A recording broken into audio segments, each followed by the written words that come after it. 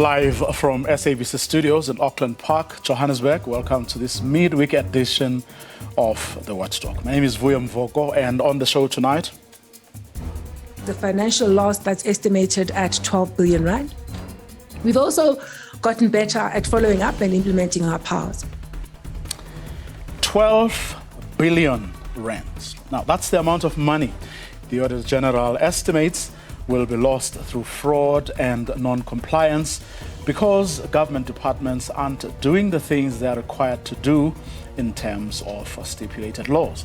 We'll find out why as we imagine what 12 billion rands could buy and the difference it could make in the lives of especially poor South Africans. The July to September months saw a record number of assault cases reported to the police in 5 years. Assault is reaching alarming levels in South Africa as more people resort to aggression and violence countrywide. What's behind the 85,000 cases of assault that were reported between July and September this year? We might dislike the decision, but nevertheless we have to pursue the legal institutions to be able to deal with the outcome that might be seen as adverse. Find out what the man who wants to be the next ANC president and eventually the country's thinks of Monday's court rulings on Jacob Zuma and on Chris Hani's killer Janus Wallush. All that coming up in tonight's episode of the Watchdog, which starts right now.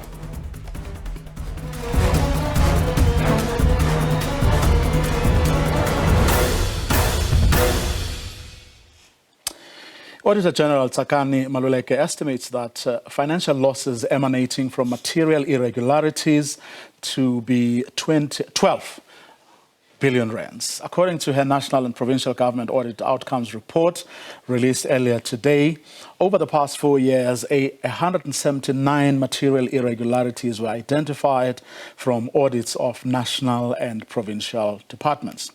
The 12 billion rand losses emanate from or could emanate from non-compliance and suspected fraud.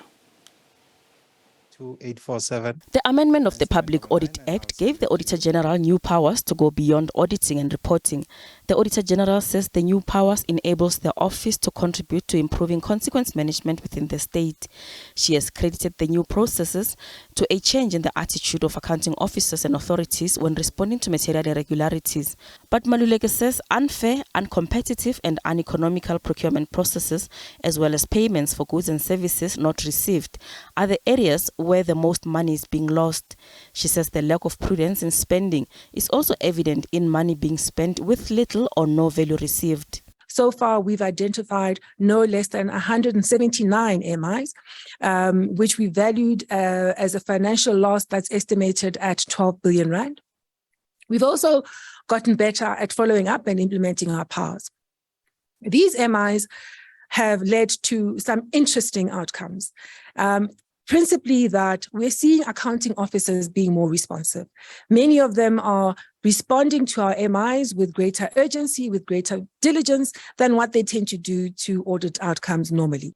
The Auditor General says while there is an improvement in the national and provincial government audit outcomes, service delivery, good performance and financial discipline are not yet evident, resulting in negative impact on the lives of South Africans and on government finances. This improvement trend, however, doesn't translate into the key service delivery departments. Those are the big departments with the big budgets, and they're the ones that have the closest proximity to citizens in that they are charged with direct service delivery mandates. Here we're referring to the sectors on human settlements, on health, on public works, on transport, on water and sanitation. And they're the ones who, if you look at it, when we strip them out, only 6% of them have clean audits. In fact, The big departments have got only 3 that with clean audits. The Office of the Auditor General has also appealed to various government institutions to take their oversight role seriously. State-owned enterprises are lagging in the improvement trend. Only 2 of them, the Land Bank and the Development Bank of Southern Africa, received clean audits. Gloria Sefako Mosi, SABC News, Johannesburg. Tsakani Maluleke, the Auditor General, joins us on the line from Pretoria. Good evening, AG. Thanks very much for your time. With my tongue firmly in my cheek, I'm trying to think or imagine what 12 billion rands could buy if someone was to give it to me or to the country. Good evening, Vuyo, and to your viewers. Thank you for having me on the show. That 12 billion rand figure should demonstrate to all of us the impact that happens when we continue to neglect the key disciplines that should characterize how public institutions are run. For us, it's yet another invitation to strengthen our message around what the role of accounting officers ought to be in setting up their public institutions so that they do not end up with this level of loss, and rather they focus the resources that they have available towards genuinely delivering services in a way that's efficient, effective, and is characterized by economic spend. I mean, your mention of the word or use of the word neglect suggests carelessness. It doesn't suggest to me that these people are incapable. They just don't do what they are supposed to do. Is that correct? So I use the word neglect because these material irregularities arise out of the type of findings the National Audit Office has been raising over many years, repeatedly. These non-compliances are a result of the root causes that we have diagnosed and communicated over many years. And if our recommendations had been implemented and duly attended to, we wouldn't be here. So the reason I use the word neglect is that we cannot continue to have a recurrence of these issues. It's easy to lament about this particular 12 billion rand, but much more important right now to worry about how do we avoid the next 12 billion rand or more. And for us, it's about making sure that we build institutions that have got capable leaders, yes, but leaders who are dedicated to the task of managing public funds, but also ensuring that those funds are effectively spent in pursuit of government programs as promised. It cannot be that we continue to neglect the matters around performance information, which the office has been raising over many years. And we believe that if our audit recommendations on this area are adequately attended to, we would see a closing of the gap between what is promised on the one hand and even budgeted for, and then what is ultimately delivered. And that gap, we believe, sits in the area of project management. If you look at the MIs, there are a lot of them that relate to poor project management practices. We hire the wrong contractors, we don't prepare the projects properly, we don't monitor those contractors properly, we overpay for the things that we get, we pay for things that are not delivered on time, and we end up overpaying because we delay projects. In the gap sit matters such as where we overpay for leases on private leases because we simply mismanage the portfolio of private leasing that happens in the Department of Public Works. In that category sit matters around supply chain, where generally we overpay for goods and services because we don't manage supply chain properly, or we even pay for things that we don't receive. So when we say it's about neglect, it's because the things we call for are really still based on the same recommendations we've been raising. Capable officials who are focused on the task at hand and who are ultimately held accountable by the executive authority as well as by Parliament. If all of us in that ecosystem, starting with these accounting officers, their senior managers, the internal auditors, the audit committees, and then going into the executive authority and ultimately into Parliament, if all of us do our part, we can see a marked difference. And I've also not ruled out the contribution that the audit office ought to make. Part of why we challenged ourselves around how we audit performance information is because we've had to take account of the notion that perhaps there are things we are not doing adequately to give the type of insight that will drive the right type of change that's required so that we can get delivery on the ground. And we're talking here about, I mean, some of the big spenders or the departments that have been allocated, you know, about the bulk, you know, of the money we spend as a country. And as you pointed out earlier during the briefing, these are departments which have a direct impact, you know, on the lives of especially poor South Africans. Absolutely. So we've noted that these key service delivery departments tend to lag behind the improvement trend. They're the ones that struggle to put the financial reports together. They're the ones that struggle to report on how they've performed. And of course, if somebody can't report on how they've performed at the end of the year, chances are they've been unable to do it during the course of the year. And then you've got to ask the question, well, how is the monitoring happening if you do not have credible information at hand? We're also seeing that these big service delivery departments struggle with managing procurement in a way that's compliant with the law. And that leads to tremendous leakage in a way that really should be avoided. So we've got to focus on these key service delivery departments, much as we said last year, and hopefully the insights we've been able to share this year influence the right type of changes.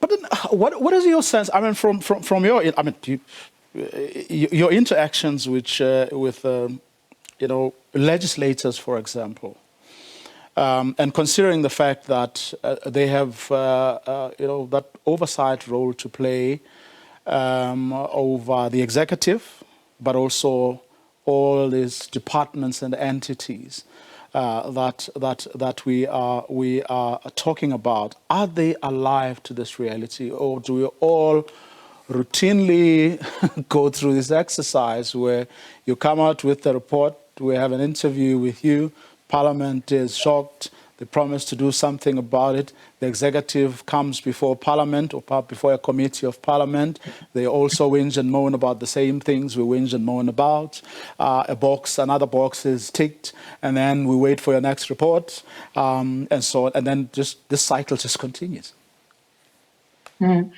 And we believe that it is time to break that cycle.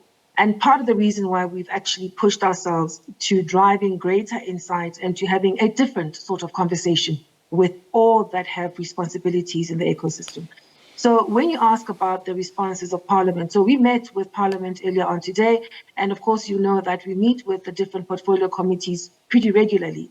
And what we are finding is that the message we've been able to share around what goes wrong to create this performance gap has been quite helpful for parliamentarians in that it does strengthen their ability to pinpoint where the problems lie.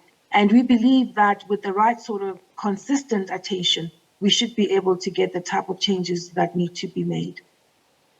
Of course, I mean, I also noticed, I mean, in today's report that, I mean, you take it like, in fact, way beyond that to then go to your national development plan and how this pattern, you know, as it continues, then affects our immediate but also medium-term goals all the way to your long-term goals, how the things that are supposed to, you know, develop this country, the things that are supposed to bring about economic recovery, the things that are meant to improve, you know, the lives of especially, you know, the poor.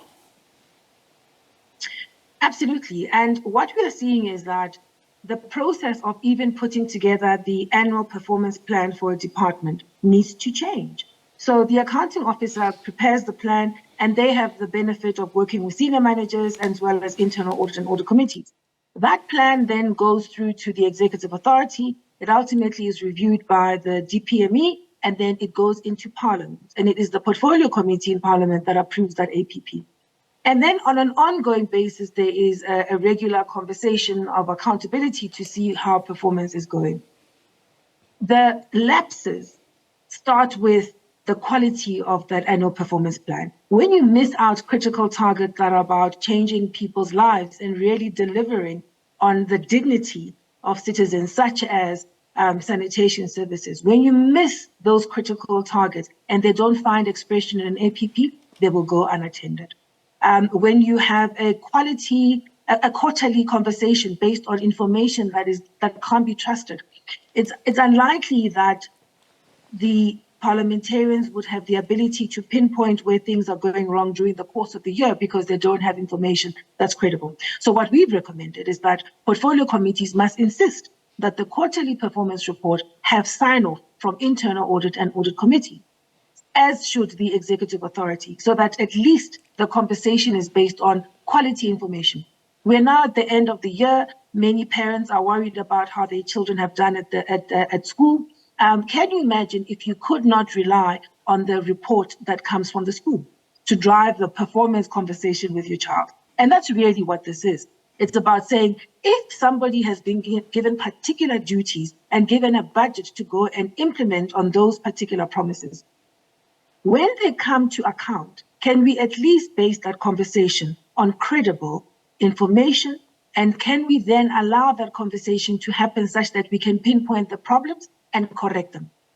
Otherwise, if we don't do that, the gap between promise and delivery will continue to widen, and then the lived experience of citizens will continue to deteriorate, and the confidence that citizens should have in public institutions will continue to diminish. But those who are tasked with the responsibility of playing these oversight roles, do they have the necessary skills and tools to actually play this role effectively?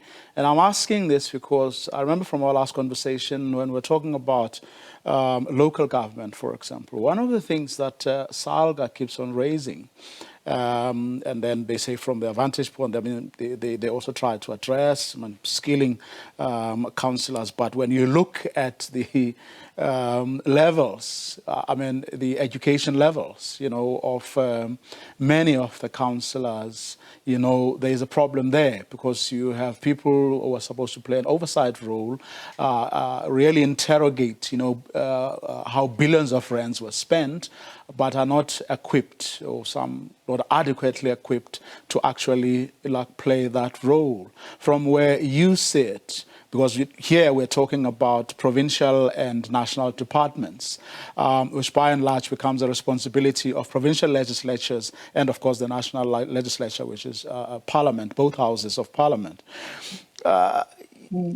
Do those skills actually exist, there?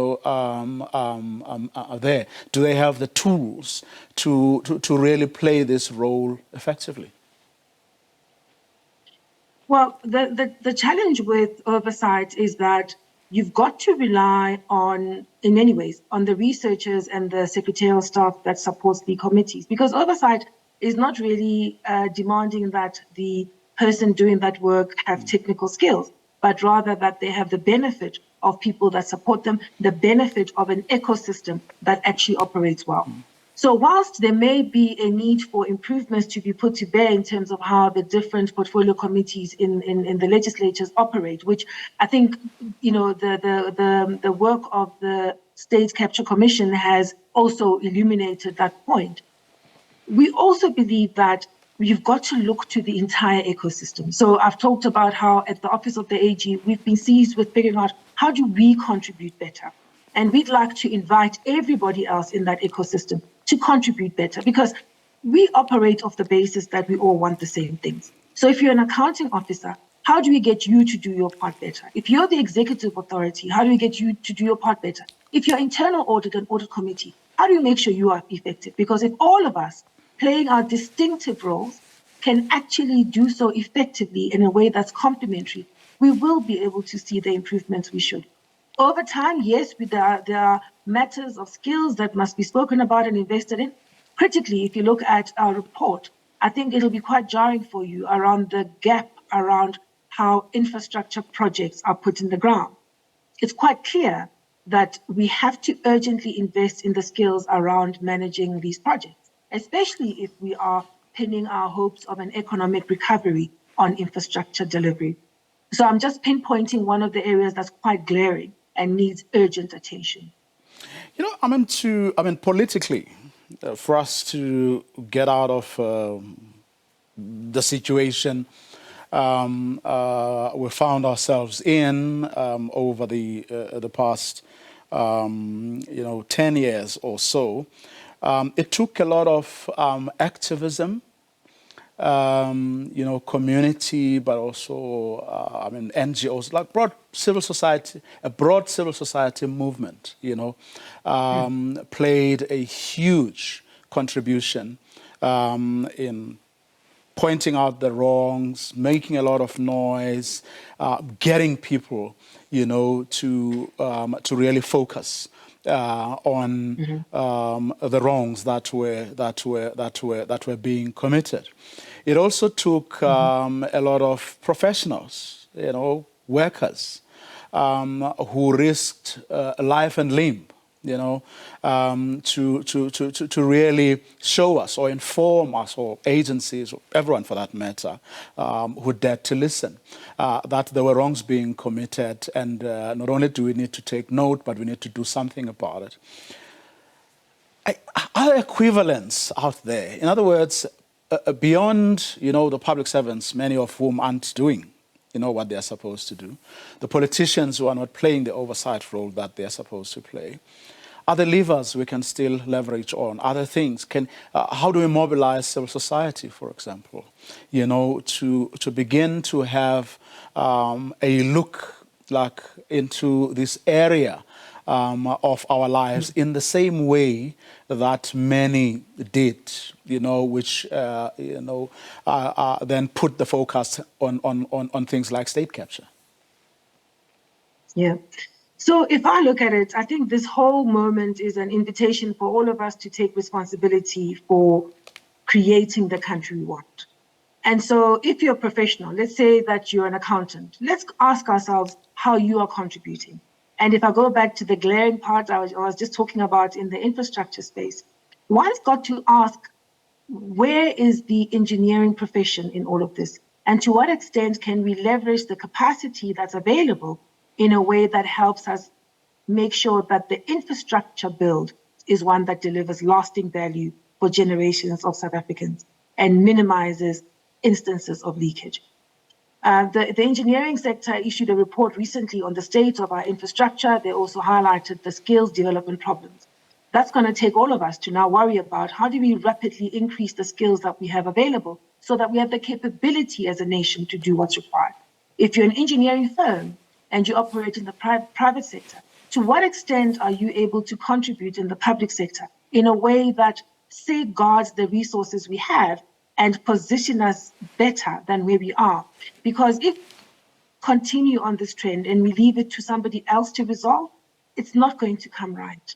And the moment requires urgent action, collective action by all of us who care for this country, regardless of where we sit. AJ, let's leave it there for tonight. Thank you so much for your time. Thank you, Boyo.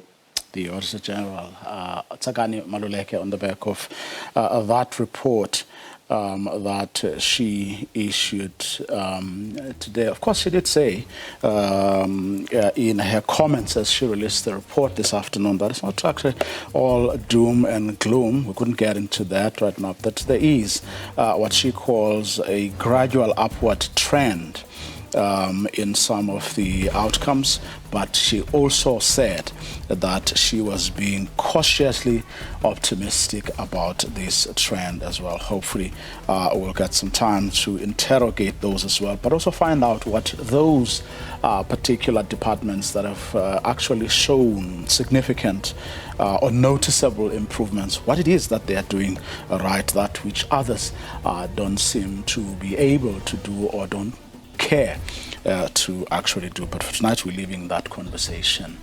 there. After the break, what's behind the 85,000 cases of assault that were reported between July and September this year in South Africa?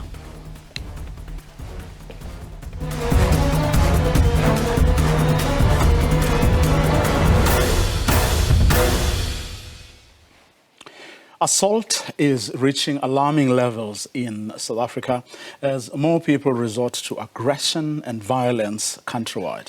Over 85,000 cases of assault were reported between July and September this year.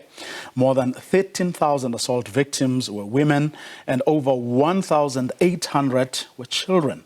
Police Minister Bheki Cele today released crime statistics about crimes committed from the 1st of July to the 30th of September this year. South Africa, a country gripped by violent crimes and many living in perpetual fear. The latest crime stats disturbing proof. Briefing the media in Pretoria, Police Minister says assault is getting out of hand in the country. The July to September months saw a record number of assault cases reported to the police in 5 years. The SABC across the country investigated a total of 85,640 assault GBV and common assault cases in the 3 months of reporting. Police arrested more than 4,000 people for crimes against women and children. Over 13,000 women were victims of assault with intent to cause grievous bodily harm between July and September 2022. 1,277 women were victims of attempted murder, and 989 women were murdered during this reporting period. With the 16 days of activism of no violence against women and children, annual campaign starting on Friday, the stats reflect the vulnerability of women and children in the country. 558 children were murdered in South Africa in just 6 months. Police are investigating attempted murder dockets of 294 children from July to September 2022. 1,895 assault GBH cases with children as victims were opened with the police during this reporting period. Over 7,000 people were murdered between July and September. 22 were police officers. 10,000 rape cases were reported. Mpumalanga is the only province to report a decrease in rape incidents. Cele also reassured that police remain committed to speedily deal with the DNA results backlog in the country. DNA results remain a crucial element in rape court cases to ensure justice for victims. The DNA backlog at the SABC laboratories stand at about 70,000. The rest of DNA specimen from the total of 111,174 figure, 43,269 falls within the allocated time of 113 days. So out of this 111,174, 43,000 is not the backlog. Meanwhile, trio crimes like aggravated robberies and carjackings also increased. Patricia Fasachi, SABC News in Pretoria. For some reflections on these latest available statistics, we have on the line Mpho Kwinika, who is the General Secretary of one of the country's police unions, the Independent Policing Union of South Africa. David Bruce is an independent researcher specializing in policing and public security. Good evening, gentlemen. Thanks very much to both of you for agreeing to come on the program. Good evening. Good evening. David, I guess you're not surprised, aren't you? Are you? It's a difficult question for me to answer, but I would say that I'm quite shocked rather than necessarily being surprised. Obviously, these statistics are very concerning. The fact that there's across the board increases in all categories of violent crime. The scale of the increases is also something that's obviously of enormous concern. So, I don't necessarily predict these trends, but so I would say I'm shocked rather than, and somewhat surprised by it. For you, Mpho?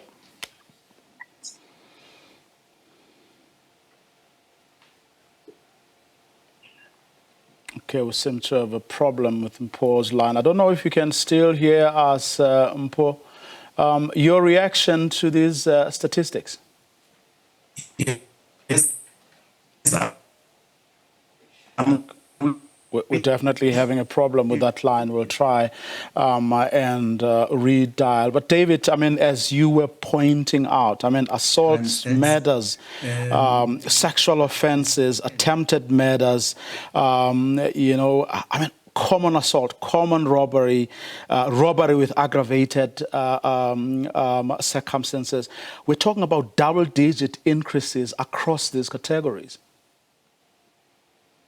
No, that's right. And so, you know, that's the national picture. What we aren't really talking about right at the moment, and it would be important for us to talk about it, is, you know, where these increases are happening and what are the kind of underlying patterns that are shaping these increases. So, for instance, characteristically, there's certain provinces that have the highest rate of murder. Gauteng is characteristically the province that has the highest rates of aggravated robbery and so on. So, you know, looking at it at a national level is not necessarily the most helpful level at which to look at these statistics, because to some degree they reflect, you know, different trends and different underlying patterns of violence and crime across different parts of the country.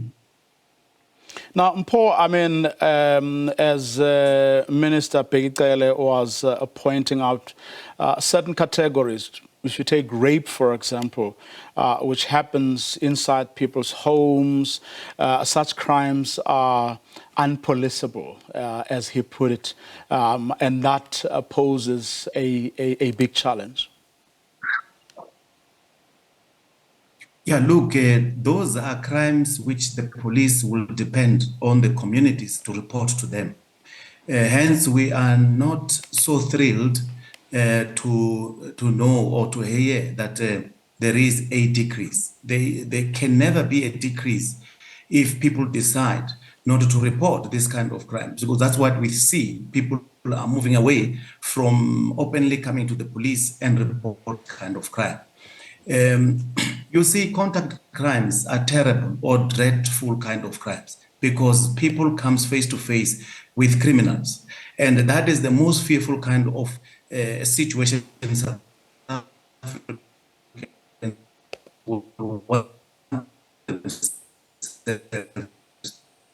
Yeah, no, that line is stubbornly refusing to play ball. I have to come back to you, David, and ask you the same question. What the minister was pointing out there, the difficulties in actually dealing with the crimes. But then some people, you know, say, well, yes, there may be those categories of crime that are difficult to police because they happen where police are or can't be present. But then other people point out to the fact that the situation is no different, in many instances worse, in situations where the police can actually, or it's areas that are policeable, to use the minister's term. You see, I must say that I'm not satisfied with that response. It's a response which has been given to us now consistently for 10, 20 years or so, that there's certain categories of crime that are policeable and there's others that are unpoliceable. Well, supposedly the categories of crime that are policeable are also increasing dramatically. Yes. So, so that suggests that this business of the distinction between policeable and non-policeable crime can't be taken as an excuse for or explanation for what's happening in these overall increases in violence.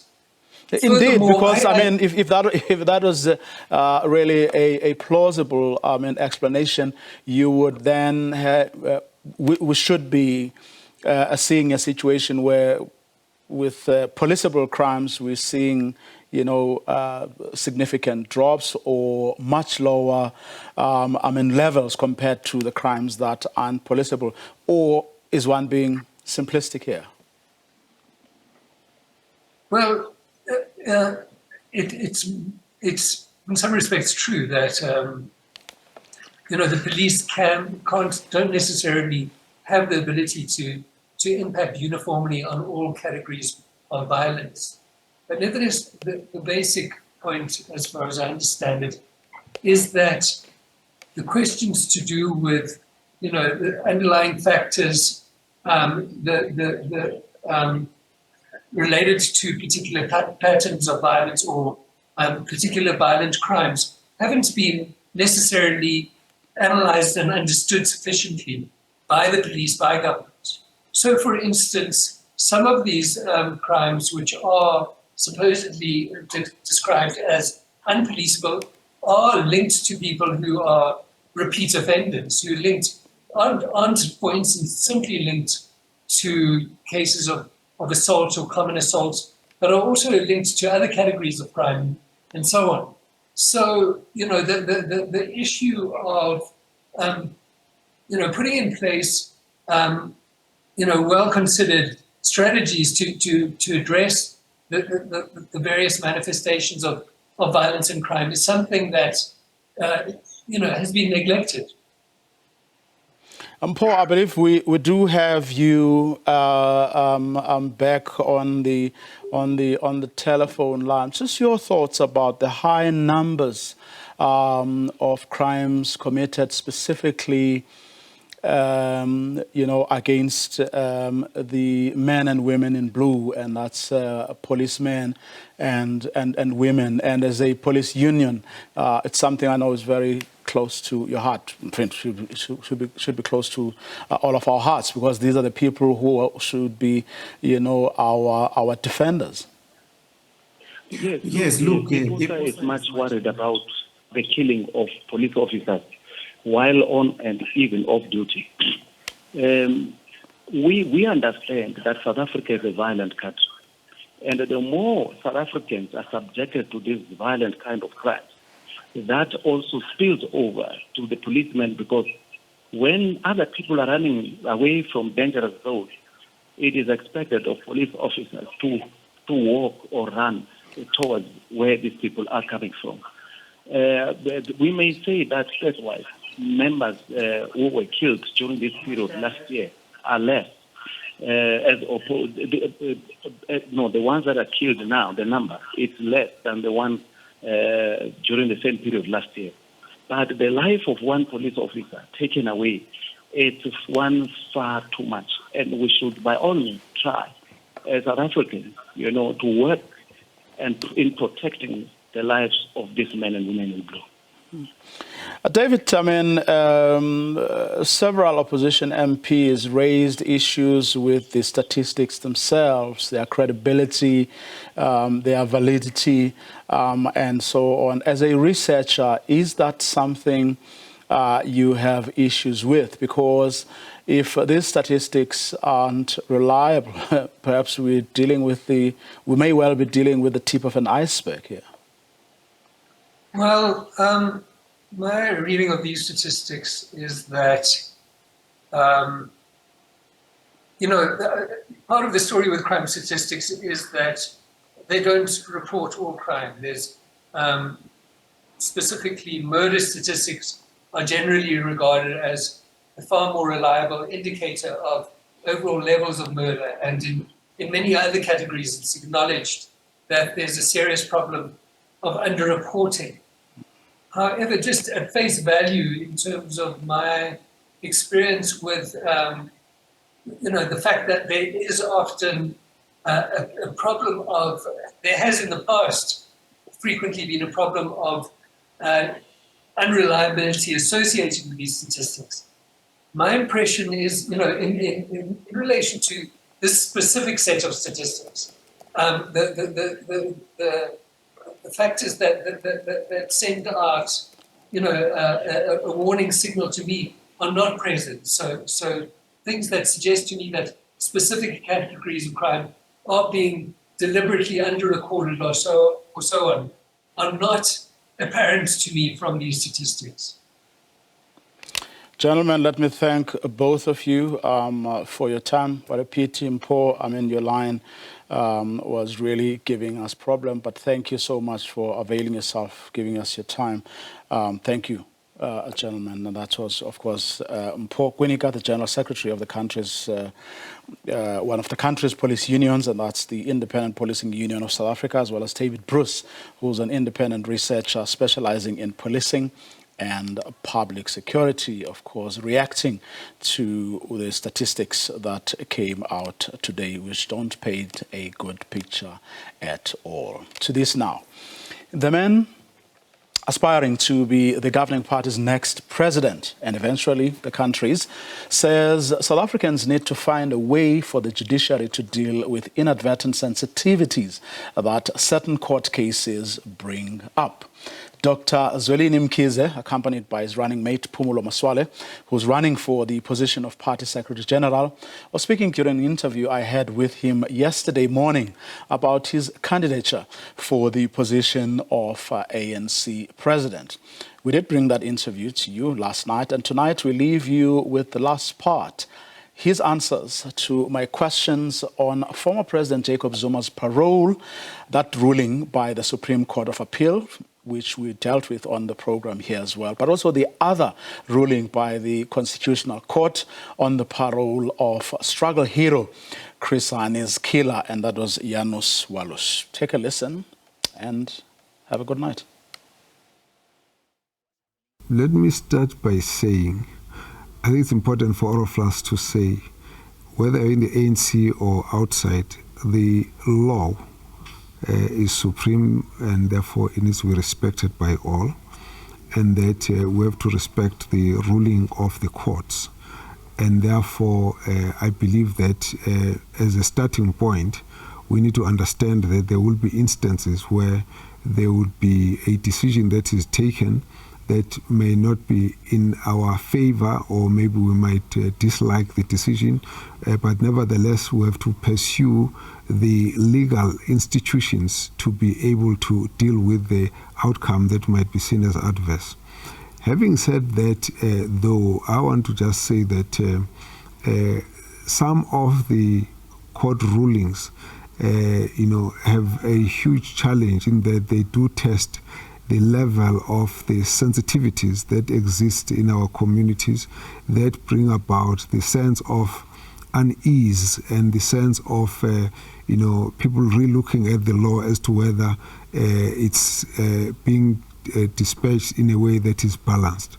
Now, in my instance, for example, I would have said that for President Zuma, if there was a verdict that said that he was guilty, I think that's very important. It's adequate to indicate where the law stands. And I've not had a situation where somebody would say President Zuma thought he was above the law. I think he's like a law-abiding citizen like all of us.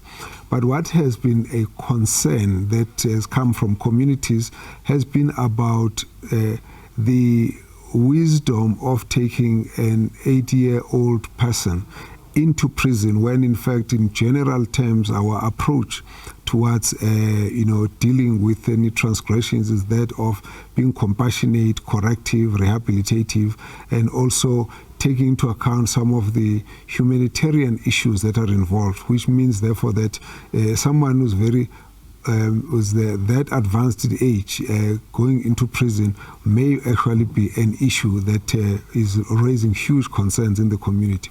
If you take the issue of the murder of Chris Hani, today our people have got a sore that still festers as to why was he killed, who ordered that he should be killed, and has that information come out to the open, and what does it do to those who feel that, despite the fact that people were imprisoned, that we have still not got a sense of addressing our concerns in the past, that it was easy to just destroy the lives of leaders, particularly if they were black, and therefore it creates the sensitivity. Now, the two coming together at the same time is bound to create a lot of discomfort in the community, and that for me would be the concern that I would have.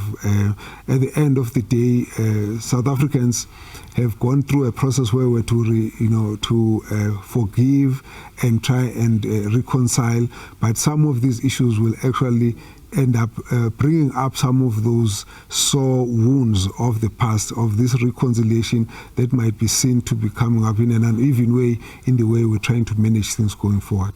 Do you share Dimpoani, Chris Ani's widow's view that what happened yesterday was no coincidence, that while the Supreme Court of Appeal was pronouncing on former President Jacob Zuma, the Constitutional Court this side was freeing Chris Ani's killer? I think if you understand the psyche and the sensitivity of particularly the black people, you will understand why that issue will always be raised as a question. It's like when you go to court and we say we respect the court, and then one day you hear somebody shot, a white person shot a black person and thought there was a baboon, and was then released from court. Now, we might not want to question the court, but the optics of it will create a sense of unease in the community.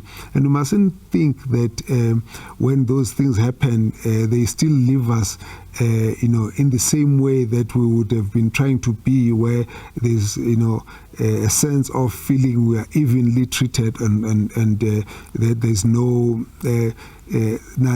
at the back of it. So it does raise questions, and we need to find ways of how the judicial system needs to deal with issues in such a way that we should also be conscious of what the inadvertent sensitivities that those decisions will bring to society, because at the end of it, maybe political and community leaders have to manage those issues, but actually we need to all be sensitive about what underlies the very fractures in South African society. They are very sensitive issues. In this morning's papers, the ANC in KZN is quoted as having said that former President Jacob Zuma will remain a free man, won't go back to prison, irrespective of the Supreme Court of Appeal ruling. Wondering what you would be doing or saying to them this morning if you woke up to these screaming headlines, and this being the position of your party in KwaZulu-Natal, and you are the Secretary General of the ANC. Well, certainly within the purview of the existing legal instruments, I think the first recourse would be to interrogate what avenues are there, to have a proper interpretation of what the meaning of the judgment is, and from there take an informed opinion. Certainly there would be initial reactions to this, because absolutely this is shocking and it does come across as unacceptable. But having said that, it's important that we look at this with the fine comb legally, what the interpretation is of the judgment and what course of action should be taken. And on the basis of that, in keeping with the broad support that has been made by the organization to the plight of former President Zuma, it is something that should be dealt with within that context. But won't you agree that for an organization that regards itself as a leader of society, it becomes important what you say in moments such as these is actually critical, because you don't want to lead society astray. You don't want unintended consequences of your pronouncements. So it becomes important to really think about what the organization has to say, especially in situations like these, and acknowledging, let's say one accepts for a second what the argument was, that keeping Jacob Zuma out of jail is good for KZN, is good for the country's stability. Let's just say someone accepts that, which one doesn't. But is it not important, or particularly important, that whatever pronouncements are made at such critical times are something someone would have thought through, including the consequences of what may happen? Well, absolutely. I think it's important that all such are measured. You see, there's also another matter I think we have to keep bringing to the fore. There is a growing sense amongst the more downtrodden of our people that, in fact, what we have, it might look good for some, but it doesn't work for all of us. And I think that conversation has got to be shared across the board. And I think as we demand of that kind of responsibility, it should be that it is reflected holistically. Because there are instances and a belief, and I think as Comrade Zweli is saying, some of the expressions are brought to the fore because of observing a pattern of behavior in respect of the dispensation as we have, which makes for an impression that those who suffered, who were on the receiving end, must continue being in the receiving end going forward. I think it's a matter that I think we need to tread through it carefully, acting responsibly across the board. But then also, I mean, if there are, let's say, loopholes, let's take the point you're making, Dr. Mkhize, about an 80-year-old, what do you do with such a person? Then isn't Parliament that forum where you're going to have debates, slug it out, and if need be, then temper with legislation so that it doesn't become a situation of because so-and-so is involved, now we want to act or we make these pronouncements, some of them reckless. In other words, the Oversight Committee on Justice, for example, looks at unintended consequences of our legislation and then fix that problem there instead of making the kinds of pronouncements that suggest that it is okay to forgive this one person, but it's not okay to forgive the other. Well, I'm not sure how you would want to look at it. Firstly, there are processes in Parliament that run their course, and therefore if there are loopholes in legislation that need to be addressed and so on, that does not deal with how people react on issues, and people have got freedom of expression. Now, sometimes when people are upset and are unhappy, now we want to blame them for the feelings they have, but they've got a right to have those. The question is, sometimes even the media would raise the issues. And I've heard people say that, I've heard some journalists asking the question, do you think Jacob Zuma is above the law? And I don't know where that comes from. I don't know where that comes from because President Zuma has been in court, he's been there to, stand trial whenever there were cases and all of that. Now, to always want to create a contradiction that says if somebody were to say anything that is different, then there's something that's a problem. I think we need to just be very cautious about it. My issue here is that the processes to deal with the matter of President Jacob Zuma have to be dealt with from the legal point of view.